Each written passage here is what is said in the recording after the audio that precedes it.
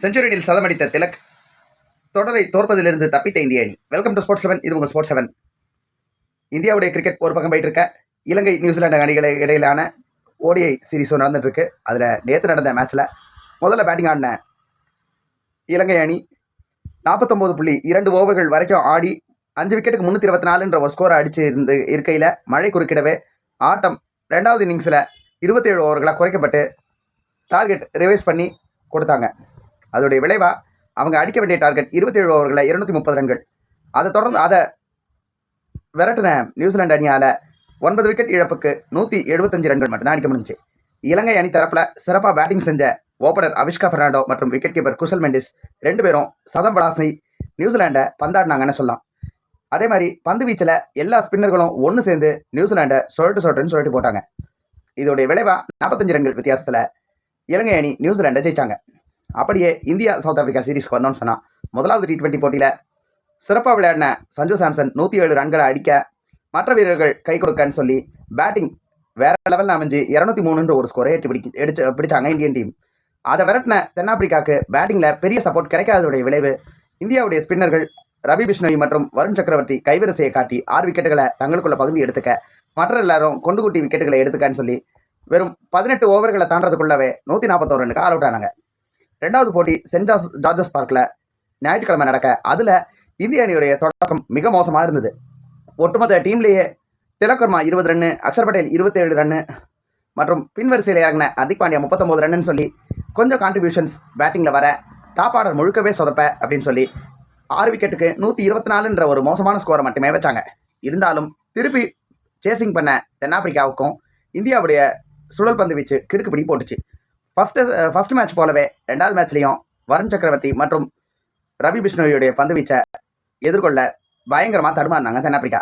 அதோடைய விளைவாக ஒரு கட்டத்தில் இந்த 2 லெக் ஸ்பின்னர் ட்வின்ஸ் கிட்ட 6 விக்கெட்டுகளை இழந்தாங்க. அதுலேயும் வருண் சக்கரவர்த்தி சிறப்பாக பந்து வீசி 5 விக்கெட்டை எடுத்தார். கடைசி 4 ஓவரில் 37 ரன் அடிச்சா வெற்றி அப்படின்ற சூழலில் 7 விக்கெட்டை இழந்து தடுமாறின தென்னாப்பிரிக்காவுக்கு கை கொடுக்க வந்தாங்க நிலச்சின்னு ஆடிட்டு இருந்த திரிஸ்டன் ஸ்டப்ஸ் மற்றும் பவுலரான ஜெரால் கோட்ஸே விளையாடின குட்டி கேமியோட விளைவா ஸ்பெஷர் முழுக்க இந்தியா பக்கம் திரும்பிச்சு. கடைசி வரைக்கும் சிறப்பாக விளையாடி ஆட்டமிழக்காமல் இருந்த ஸ்டப்ஸ் 47 ரன்களை எடுத்து பிளேயர் ஆஃப் தி மேட்சுக்கு தட்டிட்டு போனார். அதை தொடர்ந்து 3வது T20 நேற்று செஞ்சுரியில் நடந்துச்சு. மீண்டும் ஒரு முறை டாஸ் ஜெயிச்சு சவுத் ஆப்பிரிக்கன் டீம் பவுலிங்கை சூஸ் பண்ண இந்திய அணிக்கு ஓப்பனிங் அதிர்ச்சியாகவே வழக்கம் போலவே இருந்துச்சு. மொதல் போட்டியில் செஞ்சுரி அடிச்சிருந்த சாம்சன் போன போட்டி போலவே இந்த போட்டியிலையும் மார்க்கோ யான்சன் கிட்ட ரன்னதும் எடுக்காமல் ஸ்டெம்பை பறி கொடுத்துட்டு வெளியேறினார். அதை தொடர்ந்து இன்னொரு ஓப்பனரான அபிஷேக் சர்மா முதல் 2 ஆட்டங்களில் சொதப்பி இருக்க இந்த ஆட்டத்திலையும் அப்படியே சொதப்பார்னு சவுத் ஆப்பிரிக்கா எதிர்பார்க்க இந்தியன் டீமுக்கு பெரிய நம்பிக்கை கொடுக்குற மாதிரி அபிஷேக் சர்மா சிறப்பான ஆட்டத்தை வெளிப்படுத்தினார். கடந்த 2 ஆட்டங்களில் ஒன் டவுனில் வந்த ஸ்கை இந்த ஆட்டத்தில் திலக் வர்மாவை ஒன் டவுனில் இறக்கி விட அதை சிறப்பாக பயன்படுத்தின திலக் அபிஷேக் சர்மா கூட சேர்ந்து ஒரு செஞ்சுரி பார்ட்னர்ஷிப்பை போட டீமுடைய ஸ்கோர் வேகமாக நகர ஆரம்பிச்சது. 25 பந்தில் 3 பவுண்டரி 5 சிக்ஸரை விளாசின அபிஷேக் 50 ரன்களுக்கு அவுட் ஆனார். அதை தொடர்ந்து வந்த ஸ்கை 1 ரன்னுக்கும், ஹர்திக் பாண்டியா 18 ரன்னுக்கும், ரிங்கு சிங் 8 ரன்னுக்கும் கடகடன் அவுட் ஆனாங்க.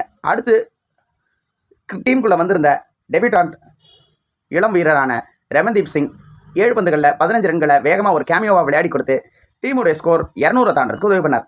இன்னொரு பக்கம் சிறப்பாகவும் பொறுப்பாகவும் அதே சமயத்தில் அதிரடியாகவும் விளையாடின திலக் வர்மா 8 பவுண்டரிகள் மற்றும் 7 சிக்ஸர்களோட 56 பந்துகளில் 107 ரன்கள் அடித்து கடைசி வரை நாட் அவுட்ல இருந்தார். அதோடைய விளைவாக 6 விக்கெட் இழப்புக்கு 219 ஸ்கோரை 20 ஓவர்கள் முடிவில் எட்டி பிடிச்சாங்க இந்தியன் டீம். 220 அப்படின்ற ஸ்கோரை விரட்டுறதுக்கு களமிறங்கின தென்னாப்பிரிக்காவுக்கு ரிக்கட்டல் மற்றும் ரீசா ஹென்ட்ரிக்ஸ் அதிரடியான தொடக்கத்தை கொடுத்து நல்ல ஒரு ஸ்டார்ட்டை கொடுத்தாலுமே அதை தொடர்ந்து இந்திய பந்து வீச்சு கொஞ்சம் கொஞ்சமாக கைவங்க ஆரம்பிச்சது. 29 ரன்ல அர்ஷதீப் கிட்ட ரிக்கட்டன் விக்கெட்டை பறி கொடுத்துட்டு போக, அதுக்கு பிறகு முதல் 2 டெஸ்ட்டில் அற்புதமாக பந்து வீசினார் வருண் சக்கரவர்த்தி ஆட்டத்துக்குள்ளே வர ஆரம்பித்தார். அடுத்தடுத்து ரீசா ஹென்ட்ரிக்ஸ் மற்றும் ஆடன் மார்க்ரம் 2 பேரையும் விக்கெட்டுகளை வருண் சக்கரவர்த்தி கைப்பற்றிட்டு போக, அதை தொடர்ந்து போன ஆட்டத்துடைய நாயகன் திரிஸ்டன் ஸ்டப்ஸ் வெறும் 12 ரன் எடுத்த நிலையில் அக்ஷர் பட்டேல் பந்து வீச்சில் அவுட் ஆனார்.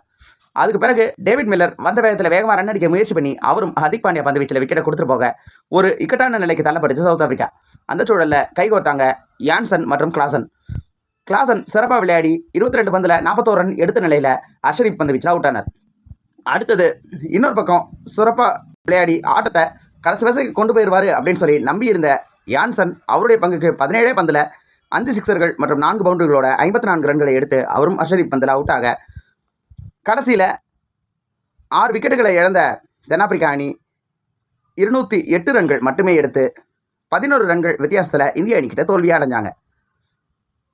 கடந்த 2 ஆட்டங்களில் எக்கனாமிக்கலாகவும் விக்கெட் டேக்கிங் ஃபார்ம்லையும் வேற லெவல் பெர்ஃபார்மன்ஸ் பண்ண வருண் சக்கரவர்த்தியை இந்த ஆட்டத்தில் கொஞ்சம் பந்தாடிட்டாங்கன்னு சொல்லலாம். 4 ஓவர் பந்து வீசி 2 விக்கெட்டுகளை எடுத்தாலுமே அவர் 54 ரன்களை விட்டு கொடுத்தார். இன்னொரு பக்கம் செகண்ட் சீமராக விளையாடி இருந்த அவேஷ் கானும் பந்து வீச்சில் 1 விக்கெட்டை எடுத்தாலுமே 50 ரன்களை விட்டு கொடுத்தார். மற்ற எல்லா பந்து வீச்சாளர்களும் எக்கனாமிக்கலாக கட்டுக்கோப்பா பந்து வீச தங்களுக்குள்ள விக்கெட்டுகளை பகிர்ந்து எடுக்கன்னு சொல்லி எல்லா விஷயங்களும் சிறப்பாக செய்ய இந்திய அணி 4 மேட்ச் கொண்ட T20 தொடரில் 2-1 முன்னிலை பெற்றாங்க. இதனால் கண்டிப்பாக இந்திய அணி இந்த சீரீஸை தோக்காது, அடுத்த ஆட்டம் ஜெயிச்சாலும் தோத்தாலும் சீரீஸ் சேஃபு அப்படின்ற ஒரு நிலைமைக்கு இந்தியன் டீம் வந்துருச்சு. இப்போ நீங்கள் சொல்லுங்கள், இந்தியன் டீம் கடைசி ஆட்டத்தில் ஜெயிச்சு இந்த தொடரை ஈஸியாக கைப்பற்றுவாங்க அப்படின்னு சொல்லி நினைக்கிறீங்களா? அல்லது முதல் T20 தோல்விக்கு பிறகு கம்பேக் கொடுத்து 2வது T20 ஜெயிச்ச சவுத் ஆஃப்ரிக்கா 4வது T20 கம்பேக்கை கொடுத்து தொடரை சமன் செய்வாங்க அப்படின்னு சொல்லி நினைக்கிறீங்களா? Tilak Varma as a number 3 batsman in T20 cricket, உங்களுடைய கருத்து என்ன? பதில்களை கமெண்ட் செக்ஷனில் போஸ்ட் பண்ணுங்க. வீடியோ பிடிச்சா லைக் பண்ணுங்க. மறக்காம உங்களோட ஃப்ரெண்ட்ஸ்க்கு வீடியோ ஷேர் பண்ணுங்க. நம்ம ஸ்போர்ட்ஸ் சேனலை சப்ஸ்கிரைப் பண்ணிட்டு கூட பெல் ஐகானை பிரஸ் பண்ணுங்க டு கெட் எக்ஸ்ட்ரா நோட்டிஃபிகேஷன். தொடர்ந்து நம்ம சேனலில் வரக்கூடிய வீடியோக்களை பாருங்க. தொடர்ந்து ஸ்போர்ட்ஸ் குடும்பத்தோடு இணைந்திருங்கள். தொடர்புகள். நன்றி, வணக்கம்.